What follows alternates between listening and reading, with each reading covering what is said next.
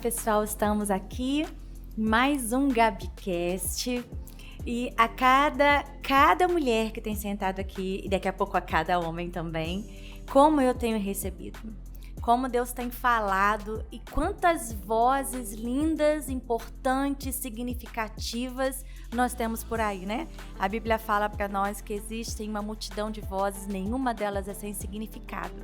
Esse é o nosso propósito nesse podcast. Trazer vozes aqui para que você veja que nenhuma voz é desperdiçada, nenhuma vida é sem significado. Então, se você também quer colocar a sua voz, você vai poder entrar aí nas nossas redes sociais, tem um formulário para você botar assim, quero participar do GabiCast, e vai ser uma alegria muito grande poder ouvir você aqui, poder ouvir sua história, poder ouvir o que você tem para contar, para falar para nós aqui, e a cada pessoa que senta aqui, como que eu tenho recebido, né, testemunhos, como que me chamam no particular para falar assim, poxa, pastora, que bênção que foi aquela pessoa, como que eu gostei de ouvir, como que eu aprendi, como que a minha vida mudou.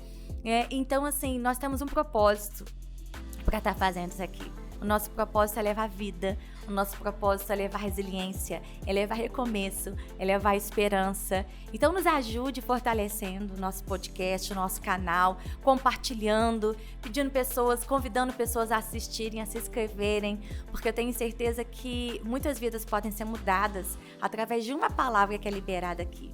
E hoje eu estou aqui, né, no nosso estúdio da Zion, que tem feito tudo com tanta qualidade, com tanta excelência, né, com tanto profissionalismo, né? E a gente investe para isso. Hoje eu estou aqui no estúdio com uma mulher que eu admiro, né, a sua caminhada. Além de tudo, tenho a alegria de ser minha ovelha, de caminhar comigo. Conheço um pouco da história dela, mas hoje vocês também vão poder estar conhecendo, né, a trajetória de vida dela, a história dela, porque ela é uma mulher que ressignificou a sua vida em todos os sentidos, a sua vida ministerial, a sua vida profissional, né? E você, mulher, vai poder aprender, vai poder ver que você também pode ressignificar a sua vida profissional, né? E você vai estar ouvindo um pouquinho da história aqui hoje. Vou deixar ela se apresentar e a gente vai seguir aqui hoje. Ontem a gente até conversou. Tem alguma? Eu falei assim, não vamos planejar nada. Vamos deixar Deus fluir com as perguntas. Ela é melhor, né? E você vai poder conhecer. Então vou deixar ela se apresentar aqui, olhando para aquela câmera ali. Se apresenta. Olá, tudo bem? Meu nome é Daniela Braga. Sou mentora emocional. Sou formada em coach de inteligência emocional e estou aqui hoje para compartilhar algo, né, que possa ter sido importante na minha caminhada, que possa ajudar alguém, né? E a gente vai começar do início, né? Antes de você... Eu acho que a gente pode partir do princípio, né, Dani? Antes de você traçar essa sua caminhada profissional, né, Dani? Porque algum dia você imaginou que você ia estar hoje, né, como coach emocional, ajudando as pessoas emocionalmente? Como é que foi essa tua entrada? Antes você ficava em casa, né? Você criou seus filhos sem trabalhar, não foi isso? Aí por um tempo eu trabalhei com vendas, né, vendas internas, trabalhei com venda externa, mas quis dedicar bastante tempo para os meus filhos, para poder, né, dar toda a atenção para eles. E chegou um momento que eu entendi que meu propósito profissional era maior do que aquilo que eu estava fazendo. E eu sempre, desde criança, eu sempre tive a facilidade e a habilidade de ouvir as pessoas. Eu sempre gostei de ouvir as pessoas. E aí, fazendo o coach de inteligência emocional e outros cursos, eu entendi que o meu propósito de vida é ajudar as pessoas, ouvindo elas, né, ajudar elas na área emocional, entende? Desde pequena você exercia esse papel, mesmo sem você perceber? Mesmo sem perceber, eu sempre ouvia as pessoas me pediam conselho, entende? Aí eu já vi que era algo que... E no próprio curso de coach que eu entendi meu propósito de vida através das habilidades que eu entendi que eu tinha e desenvolvi elas. As pessoas, às vezes, elas criam um preconceito com a palavra coach, né? Eu já ouvi algumas pessoas falando isso, porque, e até alguns coaches aqui que eu recebi, porque lá na cultura fora o coach é visto de uma forma diferente, mas aqui no Brasil muitas coisas aconteceram, né? Sim. Como que foi pra você essa sua entrada no coach? Você tinha esse tipo de preconceito? Como é que foi isso? Não tinha não. Uma das características que eu acho muito interessante, sempre achei no coach, é serem pessoas que têm uma mente ampliada, que São pessoas que têm foco de crescimento, né, para crescer. E aí eu fui me identificando com essas características, e a questão da maneira que o coach é visto, eu não me preocupei com isso, porque eu entendi que se o coach é visto dessa maneira, eu poderia fazer uma trajetória diferente. Exatamente. Que eu pudesse mostrar que o coach é algo diferente do que as pessoas pensam. Do que muitas pessoas fazem, né? Na verdade, assim. Porque a gente tem muitos profissionais sérios. Sim, né? Tem. Porque é desenvolver pessoas, desenvolver as habilidades, não é? Então, assim, é muito pelo que a pessoa vê, né? Da maneira que ela interpreta a profissão em si, quando a né? gente traduz o coach, ele é um treinador, né? Como Isso. se fosse uma pessoa que ele vai ser um facilitador. Exatamente. Para que você possa desenvolver ou descobrir algumas áreas suas que estão carentes ou deficitárias, né? Sim. E você fazendo coach, isso também, antes de você passar para as pessoas, você vê que essa parte emocional ajudou na tua vida? Porque você falou assim, eu sempre tive facilidade para ouvir as pessoas, né? Mas às vezes quando a gente vai fazer algo assim, a gente também descobre coisas da nossa vida, né? Sim. E uma coisa que eu identifiquei em mim, até por causa das dores, das lutas que eu passei, e como eu conseguia lidar com isso, poder ensinar isso de uma forma empírica, né? Dentro daquilo que eu aplicava, e poder ajudar outras pessoas também. Porque você tinha seu próprio testemunho de vida, né? Sim, eu ensino coisas que eu apliquei e aplico. Até hoje, né? Até hoje. E aí, como que foi a sua escolha? Porque assim, dentro da área do coach, né? Você tem, até para trabalhar a parte de alma, a parte de sentimento, você tem vários segmentos, né? Sim, e vários nichos. você decidiu por essa linha, né, de emocional. Por que você decidiu por isso? Devido à demanda das pessoas me procurarem para pedir conselhos e ver a fragilidade das pessoas, como que o mercado era bom nesse contexto, na questão emocional. Uhum. Como o mercado precisa disso, de profissionais que atuem na área emocional. E a inteligência emocional, né? Explica pra gente um pouquinho o que é inteligência emocional, porque todo mundo fala sobre isso. A gente fala muito inteligência emocional, você tem inteligência emocional. Mas assim, define pra gente, para as pessoas entenderem melhor o que a inteligência emocional trabalha nas pessoas. Inteligência emocional, de uma forma mais fácil para se entender, é o domínio das emoções, entende? Então as pessoas, tudo que elas recebem na mente, elas recebem e projetam aquilo dali como verdade, não tem domínio sobre isso, e elas acabam projetando tudo que sentem sem esse domínio. E é possível ter esse domínio das emoções, entende? Você não reagir da maneira que o externo te influencia, entende? Ter esse domínio interno. Eu lembro até tem um desenho que eu gosto muito, Divertidamente, né? Uhum. Já viu esse desenho? Sim. E ele fala dos temperamentos, das emoções, né? Isso Tem é tudo a muito ver. trabalhado na parte de inteligência emocional, né? A personalidade. A personalidade, né? Cada um tem uma personalidade, tem seus pontos fortes, pontos de melhoria, né? Teus temperamentos são mais introvertidos, mais extrovertidos, mais reativos, que são mais contidos. Você pega muitas pessoas que não sabem direito qual a sua personalidade? Sim. Você percebe, assim, que existe uma dificuldade? Porque isso também tá ligado à personalidade, à identidade, né? Identidade. Fala um pouquinho pra mim sobre isso. Então, não é? Normalmente, às vezes, por causa dos traumas, das dores que as pessoas passam, elas ficam... até mesmo por causa da criação dela e tudo aquilo que ela passa, elas ficam confusas naquilo que elas são. E, no caso, o teste de personalidade, esse desenvolver nas sessões, ajudam elas a resgatar a identidade delas. Por exemplo, pessoas que sofreram abusos, não é? Elas perdem a identidade, elas se culpam por causa disso. E aí trazer ela para uma consciência. Um nível de consciência do que ela passou, do que ela é nessa situação, qual foi o papel dela dentro dessa situação. Dentro da situação do trauma, né? Sim. E, assim, muitos traumas familiares também, né? Sim. Você pega, assim, você já atendeu pessoas que tinham dificuldades emocionais dentro da família e por isso, assim, filhos que às vezes acham que os pais gostam mais do outro e ficaram, né, e se perderam no meio do caminho. Sim. A questão da disfunção familiar, ela é muito... afeta muito, né? Então, nessa questão que você está falando de preferência de filhos, né? Aí existe até transtorno narcisista, existem pais narcisistas, e das características é ter filho preferencial, né? Então, é natural que os pais tenham um filho que se identifique, não é? Mas existem pessoas que elas atuam na dinâmica de rejeição, rejeitam. E normalmente isso acontece, normalmente ela passa aquilo que ela passou também. É algo inconsciente que ela vai projetando. Transferência. Ela vai projetando. Como que você trabalha uma pessoa que passou a vida inteira, né? Assim, por exemplo, que os pais dão aquilo que eles também têm, aquilo que você falou, né? Como que você faz esse processo com a pessoa, por exemplo, um filho que passou por uma situação dessa?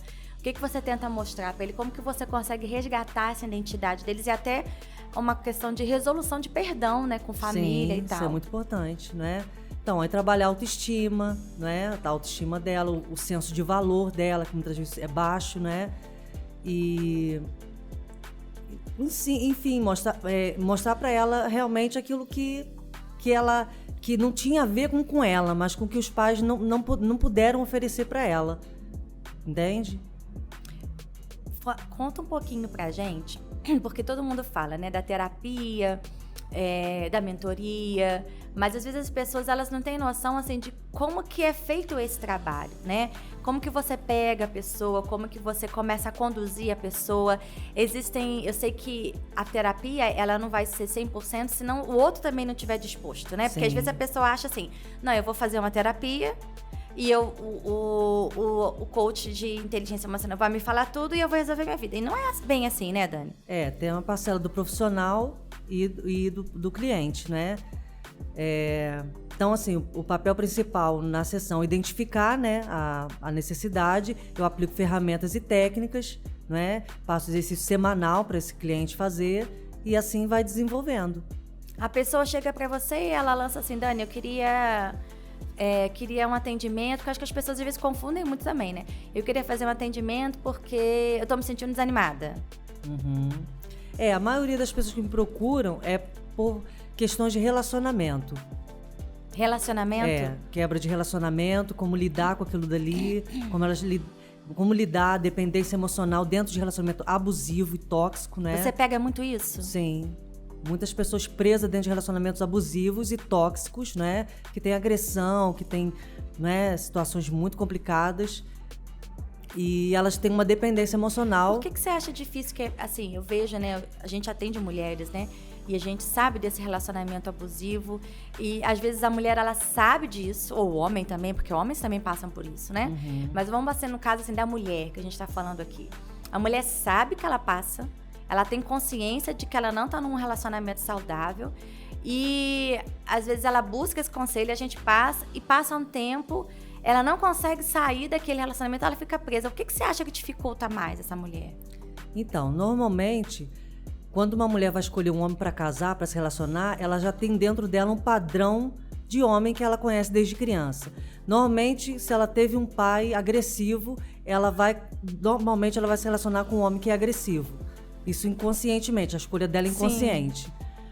É como se fosse uma projeção? Sim. E aí, por causa dessa carência, ela fica presa a esse relacionamento, entende? E assim, por exemplo, quando a mulher envolve, você falou assim, muitas vezes que ela tem essa projeção, Sim. Né? E você vê muitas pessoas que entram em relacionamento abusivo também, porque dentro de casa, às vezes vive uma situação onde não se sente aceito ou quer casar e acaba olhando para aquela pessoa que se mostra um protetor, né?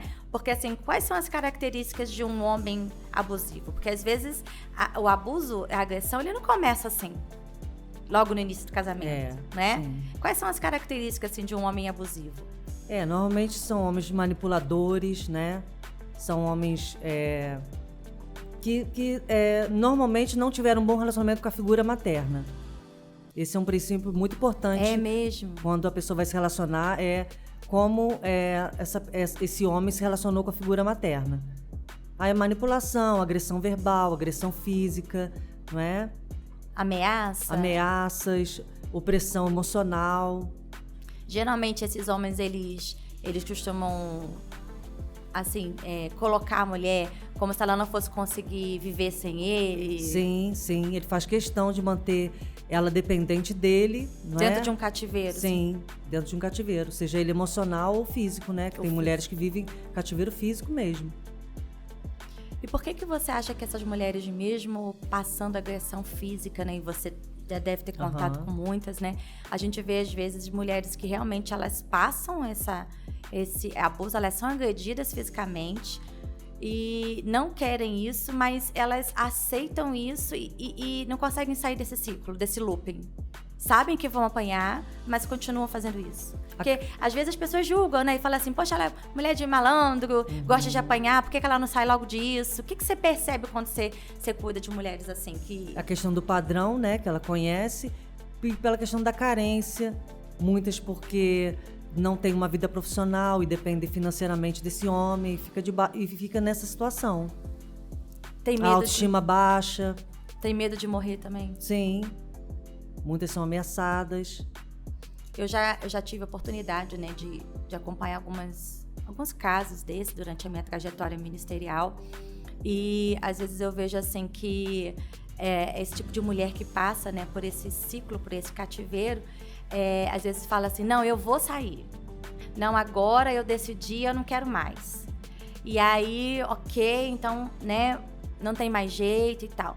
Passa 1 mês, 2 meses, ela me procura e fala assim, mas agora melhorou. Agora, tenta me pintar, né? Tenta, assim, às vezes até mascarar um quadro que ela mesma denunciou. Exatamente. Pra poder não sair daquilo. Falar assim, não, agora tá tudo diferente. Agora vai mudar. E isso acaba até escondendo, né? Exatamente. Se expõe, mas depois volta atrás. Você percebe muito isso? Sim. Por que é a dinâmica de um relacionamento saudável, né? Não existem pessoas perfeitas, sim, né? Sim. Mas vamos dizer assim, de 10 coisas, um relacionamento saudável, se ele tem 7 coisas boas e 3 ruins, algumas mulheres querem focar naquilo que é ruim. Aí isso é ruim. Sim. Agora, existem mulheres que estão num relacionamento abusivo que tem 3 coisas boas e 7 ruins. E aí elas tendem a se apoiar no que é bom. Mas estão num relacionamento abusivo, entende? Elas se afirmam naquilo que acha que é bom, para poder conseguir continuar. Exatamente. Por causa de uma carência, da dependência. O que acontece numa família de filhos quando a gente vê uma mulher envolvida num relacionamento abusivo? Normalmente isso gera muita insegurança, né? Porque o filho, ele quer ver no pai e na mãe uma segurança. E quando não há, isso gera muita insegurança. E você acha que esses filhos, por exemplo, eles podem acabar repetindo escolhas erradas para entrar em relacionamentos abusivos também, porque viveram isso? Sim, aí normalmente entra-se num extremo. Normalmente é quando isso acontece, alguns não querem se relacionar, outros entram também no relacionamento abusivo, porque é aquilo que eles conhecem de padrão de família. É uma coisa inconsciente, entende? E a família toda adoece? Normalmente sim.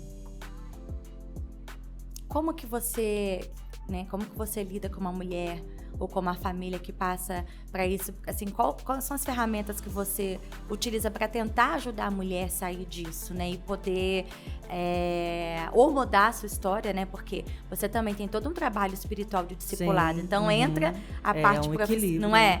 Porque a gente preza pela família. Óbvio. A gente acredita, né, na restauração. Nós estamos falando em casos de situações extremos, né? Mas assim, a gente está aqui falando, você tem uma situação extrema, que espiritualmente falando, que, né, tudo já foi visto e não existe, a mulher até corre risco, né, de ficar dentro daquilo. Como que você lida com uma mulher dessa para tentar levar ela a ter força e coragem para ressignificar a vida? Então, normalmente o que eu trabalho são os traumas que a situação passou, que a situação causa nela, entende? Porque não é ético, minha ética profissional, claro. Eu opinar na decisão Sim. dela, né? Então, o que eu trabalho é os danos que esse relacionamento causa nela. Para que ela mesma possa ressignificar e rever a situação dela. E existem casos onde você faz todo esse trabalho e cabe muito à pessoa, até todo trabalho de terapia, né, Dani? Acho que depende muito, assim, porque você é uma facilitadora. E depende muito mais da pessoa, né? Da resposta que ela vai dar, tudo, da informação que ela vai receber, do autoconhecimento que ela vai entender da situação, como ela está dentro da situação. Vai depender da resposta dela. não é? Aham. Mas o meu papel como profissional ali é trabalhar os traumas que a situação traz, dependendo da escolha dela. Sim, não é? sim. É tentar mostrar pra ela o processo até de cura, né? Sim. O processo de cura que precisa acontecer, né?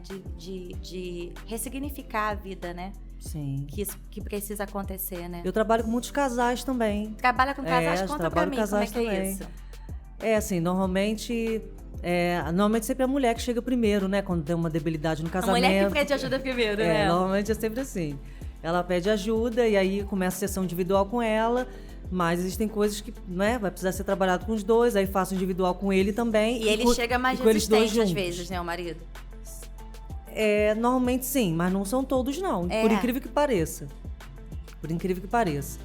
E aí eu faço a sessão individual com cada um deles, faço junto com eles para poder alinhar e tem sido bom esse trabalho. Tem sido, eu gosto você- muito de trabalhar é. com isso, sabe? De poder trazer esse alinhamento para os casais. E você, assim, Alinhamento. sem citar nome, né? Porque é uma questão ética. Ótimo, Mas você ótimo. tem, assim, alguma história pra contar pra gente de um casal que você pegou, que tava numa situação e você conseguiu ver o resultado na vida deles? De casal assim, não tem tanta experiência assim, né? Mas da questão de mulheres, muitas mulheres conseguiram superar dores dentro do relacionamento e até mudar a dinâmica do relacionamento e manter o relacionamento, não é? E outras conseguiram vencer emocionalmente, mesmo depois de um rompimento de um relacionamento abusivo, que elas sofrem muito, né? Mesmo tendo um relacionamento abusivo, conseguir vencer aquela dor ali, né? O rompimento. Porque é uma mistura, né, Dani? Um sentimento, assim, de amar, mas ao mesmo tempo de sofrer, né? Sim. E às vezes esse amor, ele até se confunde, né? Ele no meio do caminho, ele é até confundido, né? Nem mais um amor, né? Uhum. Ele vira aquilo que você falou, né? A dependência, né? Sim. Eu acho que o mais difícil é cortar esse laço da dependência, né?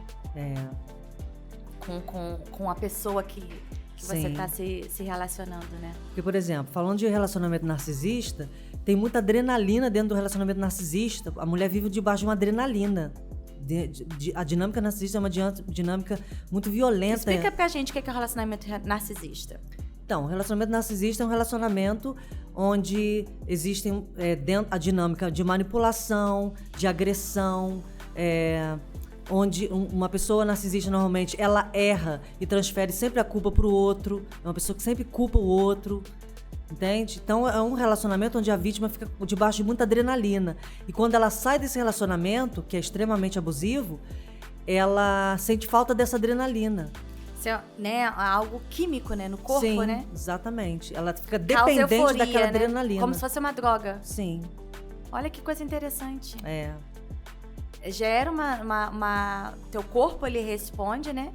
E gerando uma euforia, né? Sim. Porque a adrenalina, ela gera Sim. essa... E algumas, pastora, elas que foram agredidas na infância pelos pais, quando elas se casam, elas inconscientemente elas gostam de ser agredidas porque é a única maneira que elas receberam o toque do pai. Nossa, que coisa forte. Porque não recebia o carinho, não recebia abraço, não recebia toque. E aí elas... algumas dizem, né, que é o único momento que o pai delas tocava nelas é quando batia nelas. E aí entra a questão do padrão comportamental e consciente, elas escolhem um homem que vai agredir elas, porque é aquela dinâmica que ela conhece. E aquilo ali fica normal pra ela. Às vezes até provoca isso, né? Sim, ela até provoca.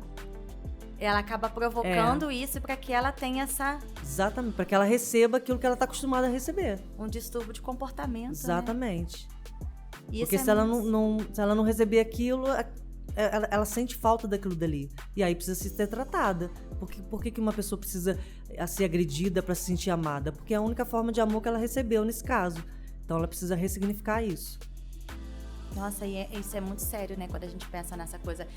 E o comportamento narcisista, né, quando a gente vai pro grego, a gente estuda Narciso, era aquele que ele olhava pro espelho e ele se achava perfeito e máximo em tudo, não tinha. É por isso que... Quando fala de transtorno, o transtorno narcisista é uma coisa, né? Aham. E tá interligado, porque quem tem transtorno narcisista também tem essa coisa do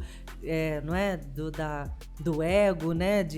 Também tem isso. E de precisar alimentar o ego. Isso. Né? E aí, normalmente, quem tem esse transtorno narcisista, ele faz a vítima sofrer para alimentar o ego dele. Ele se sente bem vendo a vítima sofrendo, humilhando. vendo a pessoa naquela situação ali, vamos dizer assim, na mão dele, sofrendo. E É quando- muito triste, muito é um triste, transtorno né? muito triste, pastora. Mas assim, o transtorno narcisista, né? Porque eu tô tentando entender e a gente trabalhar, por exemplo, eu vejo às vezes dentro desse comportamento, às vezes quem tem o transtorno narcisista tem aquela situação de querer humilhar a pessoa para sofrer. Mas aí quando de repente a vítima ela tenta reagir, e aí ele entra num ciclo de choro, de arrependimento. Isso é dentro do comportamento narcisista ou já é outro comportamento? Não, aí já é dentro de outro transtorno, porque normalmente a gente está falando de um transtorno muito sério, né? Normalmente o narcisista ele tem um nível de psicopatia. Ele é muito frio, então ele não tende a se arrepender. Não se arrepende. Não se arrepende. Nem que seja para um teatro. Raramente. É? Pelos casos que eu conheço, raramente. São pessoas muito frias mesmo. E não se arrepende. Não se arrepende. Por isso que a gente tá falando. São relacionamentos muito... São tóxicos, são muito abusivos. E por isso que as vítimas saem tão doentes dentro desse relacionamento. E o tipo de relacionamento abusivo onde existe isso? Como você classificaria esse transtorno? Porque eu vejo muito isso. Até pela parte das mulheres quererem insistir mais no relacionamento abusivo, é porque vem o ciclo, vem o abuso, vem a agressão, aí passam uns 2 dias, a pessoa que abusa, ou a mulher ou o homem, vem com arrependimento, com choro, eu vou me matar, Sim, eu vou... Isso é muito comum. Não tem esse tipo de chantagem? Uhum. Eu tô arrependido, eu não sei por que eu fiz isso, eu perdi a cabeça. Às vezes a pessoa até fala assim, eu sou doente. Sim. Não tem isso? Sim. Isso é chantagem? Como é que é isso? Aí no caso, é uma maneira é uma vitimização, né? Dentro, e na verdade a pessoa não quer agir assim, não é, pastora? São disfunções, né? Então, disfunções, né? por um momento, mesmo que ela tenha um nível de psicopatia, mas por um momento ali ela vai ver o que ela fez de errado e ela usa o vitimismo, né? Nessa situação, e isso acaba comovendo o coração da vítima que vai se manter dentro daquele ciclo ali. Só que é um ciclo repetitivo. Dependendo do transtorno, é repetitivo. E essa mulher vai ficar anos dentro desse relacionamento dessa maneira. Pode ser até perigoso, né? Porque num desespero desse, uma pessoa pode... Sim. A gente vê casos assim, né? Que num desespero desse, ele acaba podendo... Que como é um transtorno que a pessoa, tem um nível da psicopatia, o que pode fazer um psicopata, né? Que não tem empatia, que não se coloca no lugar do outro, que é frio. Então, aí se torna um relacionamento perigoso. E no momento de descontrole, ele pode até matar, né? Sim. E se matar, né? Sim. A gente vê muitos casos disso, né? Sim. E às vezes eu vejo muito que sério. mesmo que às vezes o abusado, né? Aquele que é vítima, ele veja isso, às vezes ele parece que ele tem mais medo de se desligar e a pessoa fazer uma coisa fora do que dentro, mas dentro é muito perigoso, né? Sim. Dentro é muito perigoso. Ainda tem isso, né? Tem umas que tem medo de sair do relacionamento porque tem as ameaças de se sair do relacionamento. E eu vejo que muitas, elas não acreditam até hoje, porque a gente tem formas, né, de proteger, né, a gente tem hoje até aqui na cidade, a Margarete Russo, que faz um trabalho tremendo com isso, dando um auxílio até financeiro para a mulher, reintegrando a mulher. Mas eu ouço muitas mulheres falando assim, né, quando a gente conversa com mulheres que passam por isso, até homens, que a gente não tem como proteger totalmente. Que se a pessoa quiser fazer alguma coisa, vai Sim. fazer, vai pegar na esquina, e ela não tem como ser isenta totalmente desse perigo. Às vezes pensa medo de fazer alguma coisa com os filhos. Eu vejo muitas mulheres que não conseguem acreditar que esse apoio que existe na sociedade para elas é de fato uma proteção 100% segura. Sim. É porque, na verdade, elas veem isso como uma ameaça no sentido que se alguém tomar uma atitude, esse homem pode fazer alguma coisa com ela, Ou uma entende? mulher, né? Porque a gente uma mulher, Porque né? isso também acontece com a mulher. Acontece sim. Eu vejo Embora a hoje, demanda é maior de mulheres. a demanda maior é mulheres, né? Muito maior. E é uma situação muito difícil, né, Dani? Assim, porque a gente vê as mulheres procurando ajuda, igual procuram você, mas é aquilo que você falou, né? A gente não tem como definir uma posição. Faz isso, faz aquilo. A gente orienta, né? Não. E trabalhar o transtorno ali, não é? Porque ela também acaba traumas, ficando doente, né? Sim, adoece. Ela acaba ficando também doente daquilo, desenvolvendo também comportamentos errados, né? Sim. Porque quando a gente lida com uma mulher que passa por isso, eu vejo que ela também acaba desenvolvendo transtornos errados, E normalmente né? elas transferem isso para os filhos. E aí nasceu o transtorno narcisista com pais e mães também. Com mães também. Com mães também. Ela começa a projetar toda essa toxicidade do relacionamento nos filhos, nas pessoas mais próximas. Se torna uma pessoa amarga, né? E se ela não procurar uma ajuda, ela tende a adoecer mesmo. É muito sério. E você acha que assim, né? Eu vejo que você tá trabalhando com coach emocional já tem uns 4 anos? Não, tem quase uns 8 anos. Quase 8?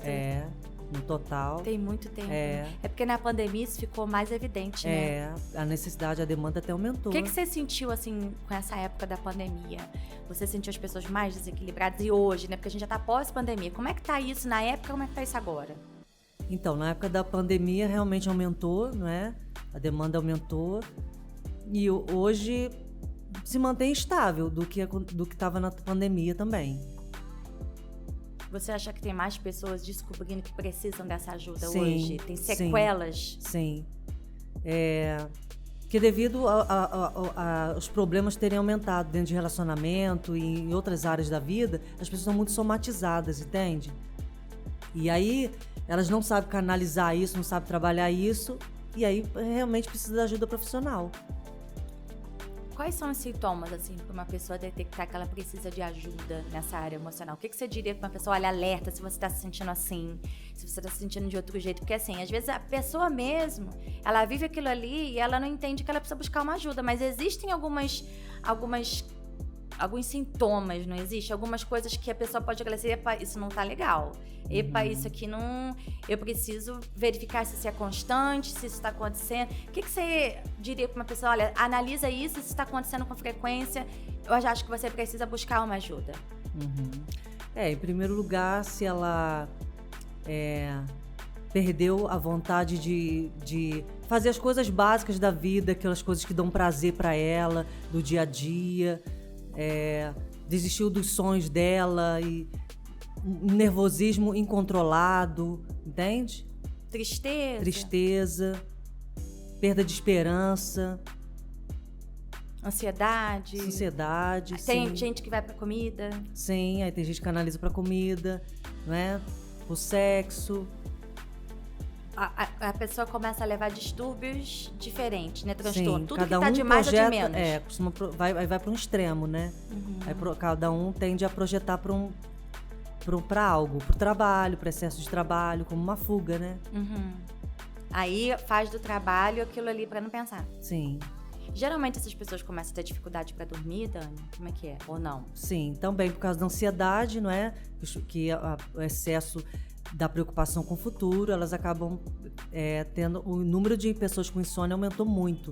Há próprios estímulos, né, que as redes sociais trazem no cérebro, deixam as pessoas hipervigilantes. Tem aumentado também essa questão da insônia também. E isso acaba também trazendo desequilíbrio nas emoções, né? Sim. Porque nem sempre você vai pegar alguém que sofreu um trauma, mas um trauma, né, como a gente falou de familiar, mas às vezes a própria sociedade hoje, né, a forma como a sociedade se comporta, né? Sim, alimentação, né? Tudo isso tende a afetar o emocional. Essa gama de informação, né, que a Sim. internet dá pra gente, que também a gente sabe que o cérebro é afetado com isso, Sim. né? A gente tem muito Muitas cérebro hoje agitado, informações, né? sim, como eu falei, deixa a pessoa hipervigilante e na hora que ela tem que descansar, a mente dela não para. E é a hora onde o cérebro precisa dormir, né? Exatamente.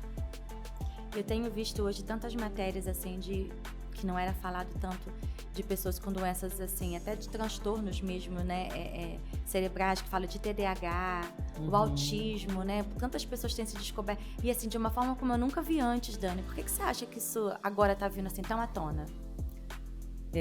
Exatamente porque olhando pela parte bíblica, né, pastora, a Bíblia Sim. fala que por causa dos últimos dias o amor se esfriaria. Sim. Então as pessoas, como o amor se esfria, elas estão ferindo umas às outras mais como nunca, não é?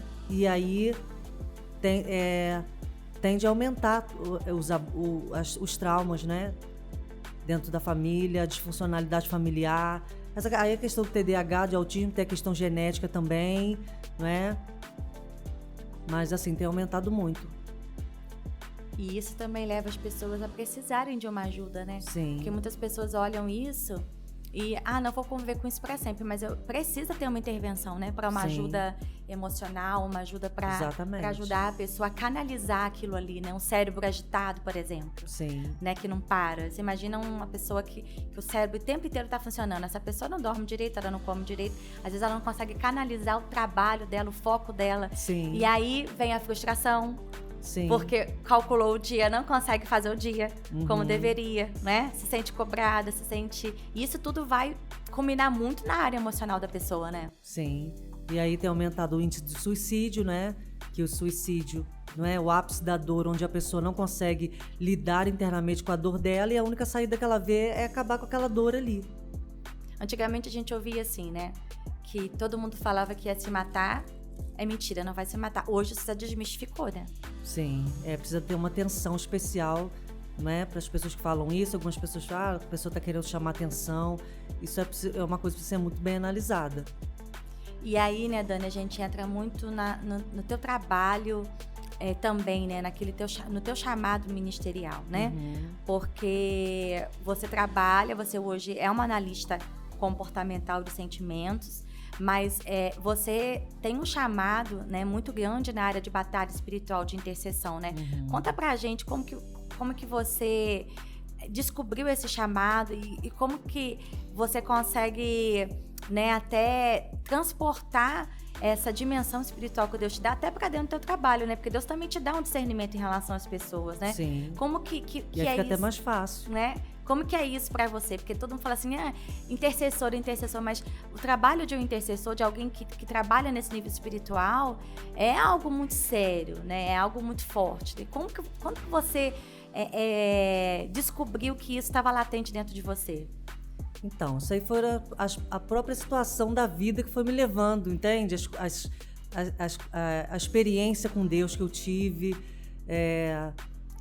o aprofundar em Deus, na Bíblia, orando, buscando na Bíblia, em jejum, que me fez ter uma percepção espiritual onde Deus nos mostra onde há uma necessidade, onde tem uma guerra, onde tem algo ali, e a gente como intercessor, a gente se coloca naquela guerra ali para orar. E o intercessor, ele sempre se coloca na brecha. Não é fácil ser um intercessor, né? Não é fácil, não. Eu vejo muita gente que foge desse chamado, porque fala assim, eu não quero sentir a dor dos outros, eu não quero sentir o peso. Como você já passou por essa situação de sentir isso na carne? Sim, de orar pelas pessoas e sentir, por exemplo, estar lá no meu quarto orando e sentir a sensação de orar para uma pessoa e sentir como se eu estivesse sentindo o sentimento dela. Entende? E aí aquela coisa de levar para Deus, né? Isso, de levar para Deus. E aí que é a chave. Não sou eu que resolvo, né? Não somos nós que resolvemos, levar para Deus e descansar. Porque você imagina que todo pedido de oração que chega, a gente trazer isso pra gente, eu não posso assumir, né? Nós não somos Deus, né? A gente coloca diante de Deus, mas passa pela gente. Quem traz pra gente, acredita que a gente vai levar até a Deus e que essa oração, embora Deus ouve a oração de todo mundo, né? Ela coloca uma expectativa muito no intercessor, né? Isso. Você percebe isso? Sim. É como se você fosse a pessoa que fosse orar e a situação dela fosse mudar, não é? Existe uma expectativa que é colocada, né? Mas embora eu entendo o olhar dessas pessoas, porque existem pessoas que foram separadas realmente para isso. Até a vida delas, entende? Elas têm uma dinâmica diferente. Né? Então, assim, não que Deus ouça mais ela, mas existem pessoas assim que a gente olha assim, a gente diz, poxa, vou pedir oração porque eu sei que não é que o contato da pessoa é melhor com Deus. Mesmo, é um chamado. É algo que foi liberado sobre aquela pessoa ali. E eu tenho experiência de orar com oração desde criança, sabe, pastora? De coisas simples assim. E foi isso que foi me levando, entende? O que me fez ser uma intercessora hoje não é alguém ter me colocado na intercessão. É uma coisa que sempre aconteceu na minha vida. Desde criança, coisas simples que eu orava, coisas que eu queria. Coisas simples da minha mãe, eu ia lá no quarto, orava, daqui a pouco minha mãe vinha e me chamava. Toma, Daniela, isso daqui. E ela nem sabia que eu tinha orado. E isso é lindo, né? A gente ter esse tipo de... Então, assim, eu acredito muito, pastor, no poder da oração. Acredito muito. Sei que Deus tem o sim, tem o não, espere. Tem coisa que eu orei que Deus me ouviu, tem coisa que eu orei que Deus não me ouviu e tem coisa que eu tô esperando ainda. Mas eu sei que ele ouve todas as orações e eu creio muito no poder da oração. Ela é muito eficaz, é muito importante o relacionamento com Deus. Isso para mim é muito importante. É a chave, né? É a chave. E hoje, tanto que você tá dedicando, né? De segunda a sexta, 1 hora do teu dia cedo, para que outras pessoas venham se juntar a orar. Quer dizer, você podia fazer isso na sua casa. Sim. Mas você entendeu que você precisa estender isso, né, para outras para pessoas, que as esse outras... sentimento, essa paixão, né, pela oração, por Deus. Para que as pessoas possam também ser impelidas a entender como que isso move chaves, né? Exatamente, ser contagiadas, elas entenderem que, entende, que a oração tem poder e Deus move sim, pastor. Hoje, como uma intercessora, né, assim, até hoje você é líder da intercessão da nossa igreja, né? Tem orado pelo nosso bairro, pela nossa cidade. O que você sente, assim, em relação à nossa cidade, aos bairros da cidade? Ontem a gente teve, né, aquela notícia sendo espalhada, né? A gente tá gravando aqui o programa, ele não é ao vivo, a gente tá gravando numa terça-feira, mas na segunda-feira houve um pânico, né? Sim. Na cidade por causa de notícias de ataques terroristas às escolas, e a primeira escola que foi a notícia foi exatamente onde está a nossa igreja, no Meudon, né? No Lions, sim, né? E como que você, como tem enxergado esse momento espiritual? Então, a gente sabe que essa informação não é verdadeira. Sim, né? não foi verdadeira. Mas é uma atuação de demônios para realmente ativar isso na mente de jovens, para fomentar isso. Trazer medo, né? Exatamente, trazer medo também, o pânico, não é? São demônios, são principados, né, pastora? Sim. Eles atuam, né? Eles agem, e é uma maneira de, como você falou, trazer pânico para a sociedade, o medo, não é? E a situação, assim, hoje, espiritual da nossa cidade, né? Quais são os principais motivos que você tem colocado a Deus em oração pela nossa cidade? O que Deus tem te direcionado? Eu acho que até por causa da questão da minha área também é a questão emocional, pastor. Emocional. Hoje você percebe isso como algo muito importante. Porque o diabo é uma ação hoje que o diabo tem feito no mundo. Porque, na verdade, se ele ganhar a mente, ele ganhou tudo, não é? O que as mídias sociais estão fazendo no momento? Exatamente isso. Para quem não as sabe usar, tomando a mente das pessoas. Entende? Jogando informações, controlando a mente das pessoas. Se o diabo conseguir a mente, ele conseguiu tudo. É verdade. Porque na mente tá a saída para tudo, começa tudo, né? Na mente tá a ação. E aí eu acho que é o foco que a gente precisa orar hoje, né? A gente estava orando na intercessão de manhã sobre o capacete da salvação e guardar a mente, porque a batalha... Eu sinto assim, no mundo, que esse tempo tem sido o tempo de maior batalha espiritual para nós que somos cristãos, né, pastor? Sim. O peso, a demanda de hoje é um tempo... Porque o diabo tem pouco tempo na terra, né, para agir, e esse pouco tempo ele tá trabalhando com muita intensidade. E o principal ataque é na mente, né? Exatamente. E aí por isso a gente vê os absurdos crescendo, certo pelo errado, errado pelo certo. Tantos absurdos, as pessoas questionando o óbvio. Olha só, coisas tão óbvias. É verdade. Coisas que não teria nem que questionar, né? Entende? E a gente vê, assim, as pessoas distorcendo, né? A gente vê, às vezes entra uma palavra na mente da pessoa, uma circunstância ela já entende de forma totalmente errada. E isso aí, existe um espírito que age nisso, né? São espíritos atravessadores, que você fala de uma maneira e a pessoa entende de outra, mas na verdade ela recebe o que você fala, não tem nada a ver com você. Ela recebe o que você fala como ela está, não como você falou. E aí pra ela aquilo se torna uma verdade. Se torna uma verdade, é uma sofisma, se torna, entende? Ela assume como uma verdade. E por isso a gente precisa estar orando, né? Exatamente. E aí, Dani, assim, hoje a gente vê, né, você totalmente debaixo de um novo tempo, focada. Mas eu me lembro de que os teus filhos e as tuas circunstâncias nunca foram impedimento para que você tentasse avançar, para que você, né, em todas as áreas da sua vida. Eu lembro de você com os teus filhos pequenos, né, indo fazer a obra, discipulando. E muitas vezes a gente vê que as mulheres, elas acabam se escondendo, se frustrando, achando que não podem ressignificar o profissional, não podem exercer o ministerial, ou porque tem um marido que não apoia, ou porque tem um marido que não entende, né? E você foi uma pessoa que conseguiu mesmo diante de todos os desafios da sua vida, seus filhos nunca foram impedimento, né? Não. Para que você fizesse a sua obra ministerial, profissional, né? E você nunca permitiu que isso te impedisse. Alguns momentos eram momentos de dar aquela parada, né? Mas você nunca deixou de acreditar, né? E de avançar, apesar de, Sim. né? Por que você acha que as mulheres sucumbem tanto a isso? Porque até a sua vida profissional, você se ressignificou, Sim. né? Até a sua vida profissional, você foi buscar algo que pudesse atender aquilo que você gostava. Sim, hoje eu trabalho com o que eu amo e posso ajudar as pessoas. Né? E a gente vê as mulheres Tenho assim, tempo livre, porque eu faço meu horário. exatamente. Né? E a gente Pra vê poder servir a Deus, porque, como você tá falando, minha paixão sempre foi servir a Deus, pastor. exatamente. Sempre foi. Essa é a minha alegria, poder servir a Deus, sabe? Eu amo servir a Deus. E a Como gente gratidão. vê- E qual é o motivo, né? O motivo o que eu sirvo a Deus hoje é uma expressão da gratidão do que Ele fez por mim. Só isso. Entende? Tanto que Deus fez por mim é a gratidão, dizer, Senhor, eu vou fazer isso aqui. Não paga, obviamente que não paga, mas é só gratidão. E as pessoas, né, olham, às vezes não sabem, né? A gente vê a pessoa assim, né, uma intercessora, e não sei o quê. E acham que a gente tá além dos problemas, né, Dani? Das dores, As né? pessoas me veem até, a impressão que eu tenho é que as pessoas me veem como uma pessoa forte, né? E tal, né? Mas todos nós, a gente precisa de Deus, né? A gente chora diante de Deus, a gente leva os problemas das pessoas para Deus, mas leva os nossos também. Com certeza. Né? A diferença é que eu entendi que não sou eu que resolvo e levo os meus para Deus e levo e confio.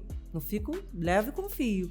E aí eu posso levar os dos outros, porque se eu não pudesse levar os meus, como é que eu ia vai ajudar levar os dos outros? Não, mas E aí é não se verdade. torna um peso, entende? Porque às vezes as pessoas olham assim, nossa, a Dani é quieta, a gente não olha a Dani reclamando de nada, a Dani não murmura, né? A Dani é uma rocha. E não é assim, a gente, você é mulher. A gente é gente. Né? Você é mulher, você é mãe, você tem filhos que são jovens, adolescentes. Você passa as mesmas coisas que toda mulher passa. Os mesmos desafios que toda mulher passa, né? Eu até acho que Deus me preserva de muita coisa em algumas áreas. Mas sim, eu passo sim. Mas é aquela intimidade, né? Onde você entrega e confia e Deus faz, Entrega né? e confio. E aí agora tá vivendo novas etapas na vida, né? Novos desafios na vida. Sim. Né? E Deus, Ele tem... A cada dia, né? A gente tem desafios novos, né? Mas o que você diria para uma mulher hoje que você vê que essa mulher, ela tá sem expectativa, ela tá desistida, ela acha que ela não pode... Não estudou, às vezes, ou... eu não tenho de onde tirar um recurso, eu não tenho como fazer um recurso financeiro, eu não sei fazer nada, ou eu não tenho, sei lá, um marido que me apoie ministerialmente, ou eu não tenho filhos que estão na presença de Deus, eu não tenho sonho. Né? O que você diria para uma mulher dessa hoje? Eu diria para ela, acredite no Deus que investe em você. Porque quando Jesus morreu por nós, foi o maior investimento que foi feito em nós. Então, assim, eu acho que a chave para a gente desenvolver qualquer coisa na nossa vida é a gente acreditar em nós. Porque às vezes a gente fica esperando alguém acreditar. Esperando alguém acreditar, alguém investir em mim, alguém me ver. Não, vai lá, pega e faz. Entende? Você precisa correr atrás do seu curso, sim, né? Sim. Então, assim, é você acreditar em você. Que você pode, que você consegue, independente das limitações, independente das dificuldades, e ir fazer. Eu acho que você falou uma chave muito importante aí, né? A gente tá sempre esperando que alguém acredite, né? Não é? Isso é natural. Que alguém olhe, né? Não, deixa alguém me olhar, deixa alguém me descobrir, deixa alguém me ver, deixa alguém estender a mão, deixa alguém, sei lá, me dar um curso, deixa alguém me dar uma ideia. Quando, na verdade, quando a gente tem tudo que a gente precisa quando a gente coloca isso diante de Deus, né? Porque Ele traz as estratégias, né? Sim, é colocar diante de Deus e a gente ser o protagonista da nossa história. Não esperar pelo outro. O que você quer ser? Você pode ser. Você pode fazer. A partir do momento que se decide, qualquer coisa a gente pode fazer. Isso é muito forte mesmo, né? E assim, deixa uma mensagem para alguém que você vê nesse momento que tá todo embaralhado emocionalmente. Fala assim, que tá passando por essas dificuldades emocionais de olhar para as suas emoções e elas estarem assim, sem uma perspectiva. Por tudo que você já viu, e aí entra também o espiritual, Sim. entra a sua bagagem. Deixa uma mensagem para essa pessoa que está ouvindo agora. O que você acha que ela precisa avaliar e fazer? Sim. Em primeiro lugar, não é, espiritualmente falando, quando nós conhecemos quem é Deus, nós entendemos quem nós somos. Então, para que você possa sair todo esse embaraço que você está interno, você precisa conhecer Deus, o amor dele por você, e assim entender que você tem valor, que você é importante, que você tem uma missão nessa terra, não é? Todos nós estamos aqui nessa terra, a gente tem uma missão, e essa missão ela aponta para os dons e talentos que você tem, os dons e talentos que Deus te deu, é o que Deus quer de você, né, nessa terra, e o básico é isso, é buscar a presença de Deus, pastora. Amém. É a chave. Buscar Ele, entender o que você é nele, e aí você vai conseguir vencer em todas as áreas. E aí, né, se alguém que está ouvindo a gente aqui quiser essa orientação da Dani, quiser fazer esse contato com ela, para que possa até buscar essa ajuda, né? A Dani faz esse tipo de trabalho. Você vai estar aí com o Lauer, com o Instagram dela, procura ela no direct, né? Conversa com ela, mas busca ajuda. Não fica sozinho, não, né? Porque Deus tem levantado homens e mulheres tão sérios, tão capazes para ajudar, facilitar a nossa vida, a gente proporcionar essa mudança de vida, né? Sim. Então você tá aí com o Instagram da Dani, para poder, ela tá aí disposta, disponível a trazer esse tipo de auxílio para você. Tem ajudado muitas famílias, eu sou testemunha disso, né?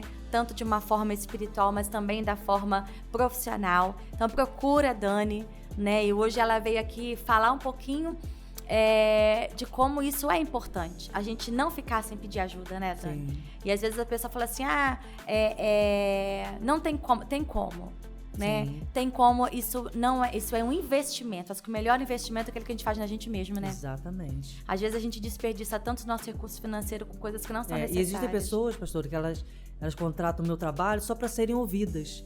Porque nem todo mundo tem esse dom de ouvir, de dar atenção e saber ouvir e o que vai fazer com aquilo que ouviu, né? Que tem pessoas que você vai compartilhar com outras pessoas e ela não sabe administrar aquilo que ouviu, né? É verdade. E isso é um trabalho muito importante para os dias de hoje. Eu também vejo isso, isso. Dani, quero te agradecer. Primeiro podcast da Dani, gente, olha só. Primeiro podcast da Dani. Mas eu vejo que você é uma voz que precisa ser ouvida. Porque o teu trabalho na cidade tem sido um trabalho muito bonito, tem sido um trabalho sério, tem sido um trabalho de dignidade, né? Onde você realmente se importa em ajudar o outro, em ajudar famílias. E é uma voz que precisa ser ouvida, né? Então, assim, que muitas pessoas ouçam, né? A gente quer que muitas pessoas ouçam isso. E que elas possam saber que existe nessa cidade uma mulher que pode, né, ouvi-las. Amém. Tanto homens, quanto mulheres, quanto famílias, né? E a gente admira muito tudo que você tem feito, a tua trajetória, tudo que Deus tem feito. Então, que Deus possa te usar, assim, cada vez mais. Amém. E eu quero te honrar, te trouxe essa lembrancinha pra você. Que tá bom? coisa Obrigada linda. pelo convite, tá parabéns. Vendo, gente? Tem que abrir aqui. Imagina, eu não amo, né? Não amo chocolate. Obrigada pelo convite, parabéns pelo dia do pastor, que foi do domingo. Uma lembrancinha. Olha, eu amo, gente, ó. Amo chocolate. Dani é dessas, sempre honra, né? Uma pessoa que tá sempre querendo trazer honra, né, pra sua liderança. É uma mulher extremamente fiel, submissa, né? Eu amo sua vida. Obrigada, e a gente vai despedir olhando para aquela câmera ali, agradecendo a Deus. Gente, obrigada.